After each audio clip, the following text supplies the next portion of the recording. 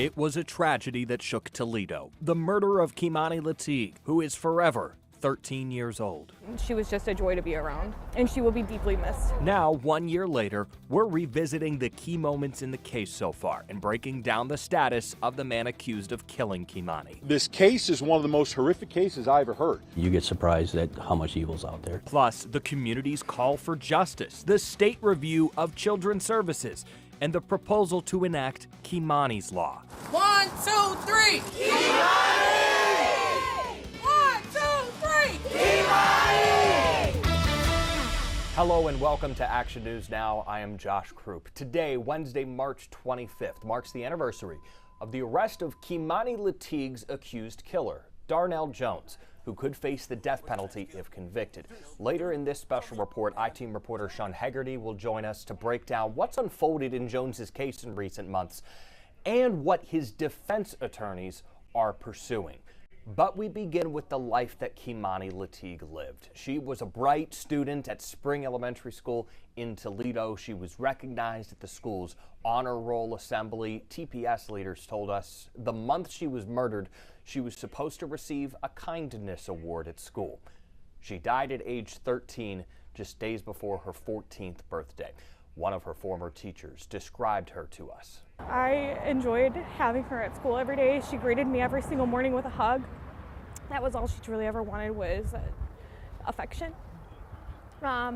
She was a great student to have in the classroom. She always participated. She enjoyed playing football outside with her peers when we would go out for recess. She was very kind, super generous, always offering her breakfast in the morning, like asking me, "Oh, Miss H, are you thirsty? I brought you a milk," things like that. And she did this every single day. I mean, she was just a joy to be around. Here's the timeline of the early events in this case. 13 Action News reporter Alexis Means began following this investigation when it was a missing persons case 1 year ago. We spoke with Kei'Mani Latigue's grandmother, Dorothy, who lived with Kei'Mani and said she last saw the teen the night of March 16th when Dorothy left for work. Then, the morning of the 17th. The house was unlocked, and when I walked in the house, all of the gas was on in the house. Like the stove was on, there was no fire, but you can hear and smell the gas on in the house. And that's definitely unusual. Other than her and I, it's just the two dogs in the house, so who cut it on? So that was kind of suspicious. Then her glasses and her underclothes were by the couch in the front room. Her pajamas were in the dining room in the floor. So it was just out the ordinary. Mm-hmm. When you say glasses, does she need those glasses to see? I mean, she wears glasses on a daily basis. Yeah, she needs them for school, just period. Kei'Mani's family reported her missing on the 18th. You just heard part of our interview with her grandmother the next day, when we also talked with Darnell Jones. It ain't adding up, you know what I'm saying? Does she have a cell phone? Yeah, and it's going straight to voicemail. Okay, all right. And she tried to call me at 1:29, and then she called my girl like 5 other times, and the last call came in at 1:49. So she was trying to get in contact with somebody.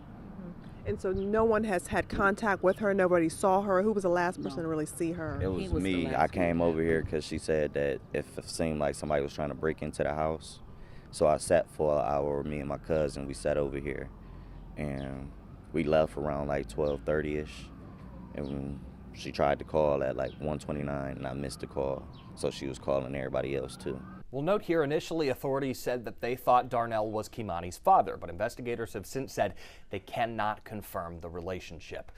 But the woman Jones was in a relationship with at the time of Kei'Mani's disappearance told 13 Action News she called the police on Darnell. She said Jones called her and wanted to turn the cameras off at the home. She got a little suspicious and didn't turn them off.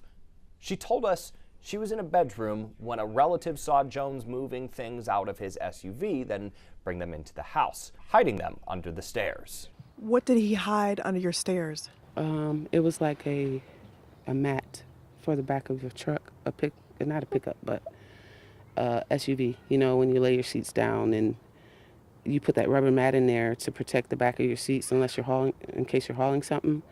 That's what he rolled up and put in my basement. And his work boots, which were caked with mud, and he hadn't worked in a while. She tells us once Jones noticed the items were gone, she never saw him again. Police filed an abduction charge March 23rd against Darnell Jones. The next day, he would also be charged with murder after investigators found Kei'Mani Latigue's body in an abandoned, burned house on Miami Street. But Darnell Jones was nowhere to be found. Jones's girlfriend told 13 Action News that he called her from Columbus, and she told police where to find him. Around 10 a.m. on March 25th, SWAT officers approached Jones. Don't do it. What's your name? Kill me. Dude, show me your hands. Jones appears to pull his hand out of his pocket, and this happens. Shots fired. Shots fired. Dennis in a second. Get medic, go. Don't move. Don't move. All right, suspect down. All you guys are okay. He was shot in his arm and leg. You're gonna be fine. Listen, hey, nothing's ever that bad, all right? It is. Okay, well. Darnell, right? Do you have anything else on you? Do you have any more guns? Yes? Where are the guns at? Days after his arrest, Lucas County commissioners formed a task force to look into Lucas County Children's Services, particularly the agency's policies, to see if this could have been prevented and what might need to change in the future. Kei'Mani would have turned 14 years old on March 28, 2025. Darnell Jones was eventually sent from Columbus back to Lucas County to face a judge, making his first court appearance April 18th. 5 days later, a grand jury indicted Jones on 15 charges, including aggravated murder, kidnapping, and rape. A capital murder case, making him eligible for the death penalty. Judge Michael Goulding explaining what would happen if a jury finds Jones guilty. It is then up to me to make my own determination based on a similar weighing process whether the death sentence is appropriate. If I agree with the jury, I will impose a death penalty. If I disagree with the jury, I will impose a sentence of life imprisonment. The defense is looking for a determination of a serious mental illness in this case involving Darnell Jones. I-Team reporter Sean Haggerty is tracking the legal process for us here. How is this case playing out here, and what is the defense asking for? Well, this is a determination that was asked for in December, and it is very simply, it gives notice, according to the defense, that they're going to assert a claim of serious mental illness. Now, that would disqualify him from getting the death penalty if he's found guilty in this case. What they'll have to do is have a hearing. That now is scheduled for August. It's been delayed a couple of times, but there will be a hearing. An evaluation will be done. We're expecting that to happen here in the next couple of months. That's being done by a Dr. Jonathan Sirkin, who would do that certification. That doctor is a certified doctor in child and adolescent psychiatry. So what the defense is asking for here is to get that determination. This is not, Josh, not guilty by reason of insanity. This is more setting up for a death penalty situation if he is found guilty. So how would this change a trial if he does get that determination made? It's believed that the testimony and everything would continue on. What this would do is would set up for the entire trial the death penalty situation. And I want to bring in that part of the Ohio Revised Code. This is 2929.025. This is the sentencing for aggravated murder when the offender has had serious mental illness. That will come up again if he's found guilty in this case. And so the state law reads that as the judge does those determinations on the serious mental illness, the law says that the court shall issue a finding that the person is ineligible for a sentence of death due to serious mental illness. And it goes through some of the possible conditions the person could have: schizophrenia, schizoaffective disorder, bipolar disorder, and delusional disorder. So those would certainly come up as part of the trial, but this is really a setup on the death penalty specification. Is this looking to get the trial tossed out altogether and just have, could we still get a not guilty by reason of insanity plea, or is this just to take care of the death penalty aspect? At this point, it's just a not guilty plea, so we'll see if anything changes with that, but it's strictly a not guilty plea, and we are expecting to have testimony with that. But once again, once that determination comes in, once the doctor does his evaluation, we'll see if that changes things from that determination. But this part, serious mental illness, when they're asking for that, and they'll have the hearing for that, will be August, will be on the sentencing phase about the death penalty. What else goes into the schedule here for determining whether or not he has a mental illness? What are the other dates we need to be watching? Yeah, and that scheduling has been in flux. There have been a couple of times when the hearing was scheduled for the mental illness. There was one scheduled in October that they were supposed to have that hearing, but there's so much evidence in this case and so much is going into it, that was pushed back. So I have on the docket at last check, August 17th is the case for serious mental illness, and then there is a trial that is scheduled for later in October. The cutoff for motions is March 31st. So that has been pushed back. So that, as we speak right now, is the current schedule, but we'll see how things go. And I think that August 17th, if that is the date that it ends up sticking, will be very significant to figure out where we're going in this case, how it proceeds, what you could look like in sentencing. Let's see how that hearing goes forward. All right, anything else we need to be watching or know about as this case moves forward? I mean, it'll be a major part of it. It'll be a major part to see what that evaluation looks like. And we don't know at this point if we'll even see that evaluation. Maybe it is done in chambers for only the lawyers to see, and we get a cursory view of the judge saying, yes, I determine the serious mental illness, or no, I do not. It would certainly be, I would imagine it would be brought up in the trial itself, but before the trial, I don't know if we'll see the report. So if we do, we'll certainly pass that along, but we'll see what sort of things go under seal and which do not. You'll be watching it all. Sean Haggerty, thank you very much. When somebody committed arson, it's very upsetting because they jeopardize other people's lives. The day after Jones's first court appearance in Lucas County, that abandoned home where Kei'Mani Latigue's body was found caught on fire in a case of suspected arson. It was demolished that same day. Memorial items at the house were relocated. Kei'Mani's story and the horrific facts of the case took a toll on the community and the police officers who investigated her murder. Here was what Toledo Police Chief Mike Trenley told us when we spoke to him after Darnell Jones's arrest. I mean, it's heartbreaking. I mean, it really is. It's probably the worst possible outcome of any one of these missing cases that we work. It's devastating to the community, to the family, to our police department, I mean, to the officers involved. I mean, nobody wants to see this. So yeah, I mean, unfortunately, it's just heartbreaking. I don't know how else to explain it. It's just, you know, there's evil in the world, and I shouldn't be surprised. I mean, after 31 and a half years of seeing evil, but sometimes even today you get surprised at how much evil's out there. So it's unfortunate. You know, I wish I had the silver bullet to fix this. I wish there was a way to say, if we just do X, Y, Z, this will never happen again. Unfortunately, that just doesn't exist. I hope someday someone figures it out. This case has taken an emotional toll on everyone involved, the family, the community, city leaders, and your officers were the ones, and detectives had to go into that house to find this body. How are they doing? So, yeah, anytime as a kid, it's worse, right? I mean, we all have kids. I mean, I've got a child that's almost the exact same age, you know? So anytime that hits home, they're professionals. They're dealing with it in their own way, but that's not all we do. We're much better now. So we have our wellness unit reaching out to them. You know, we have peer supports. We have all those things that are available to officers right now that they can get help. A lot of times it's independent. The officer has to reach out for help a little bit. We make the effort, but a lot of times we'll get, hey, I'm fine. And a lot of these detectives are from our, you know, SIU that are out there, and they're processing these scenes.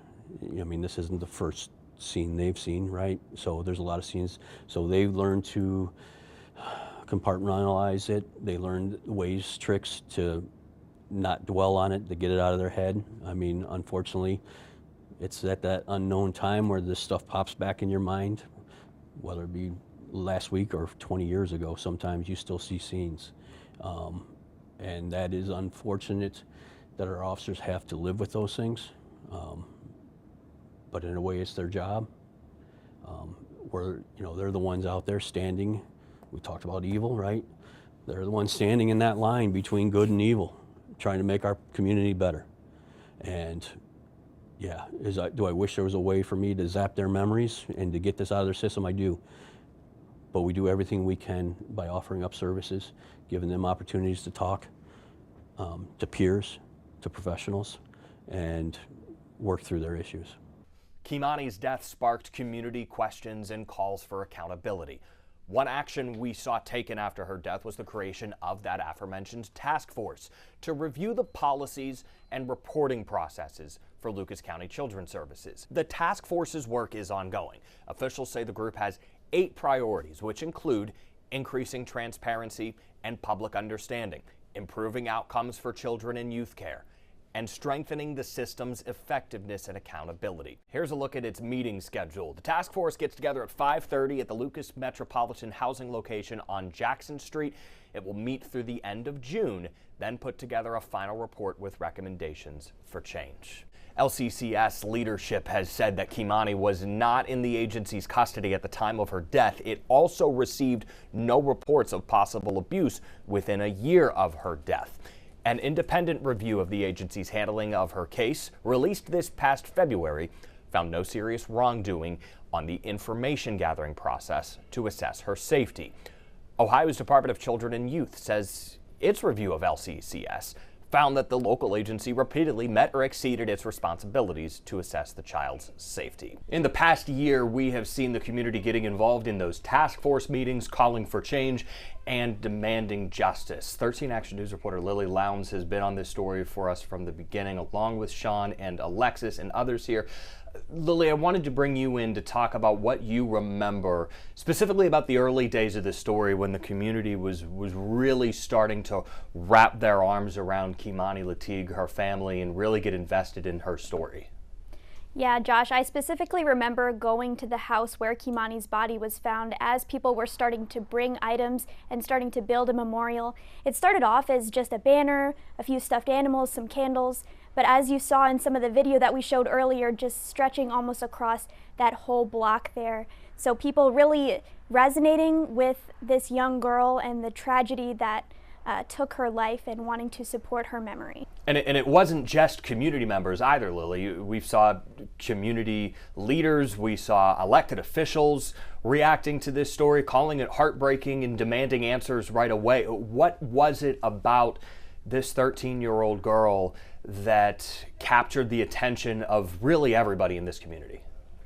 When I was at Kei'Mani's funeral, I interviewed a woman and she told me that even though, Kei'Mani's family was at the funeral, really the whole entire city of Toledo became Kei'Mani's family. People really resonated with her story, and any time there is a young person's life lost, I think people can see whether it's somebody that they know in their own life or just resonating with, memories that they have of themselves being a child. They can imagine what her life could have been. And it's just such a heart-wrenching moment to know that she was 13 years old and will remain forever 13. You were at the funeral service, a memorial service that the community organized for her. Who was coming to that event that night, that memorial service? Was it mostly family and friends, or was it strangers and people who had never heard of her before this tragedy? I did see a few of her classmates from her elementary school, along with her teacher was present, her former teacher, I should say. But many of them, like you mentioned, were just Toledoans, were people from the area, maybe the surrounding communities as well. They just wanted to come out and show that her life mattered, that this is not acceptable in Toledo. That was their message to me as I was talking to people in the crowd, but most of all, just to gather in community.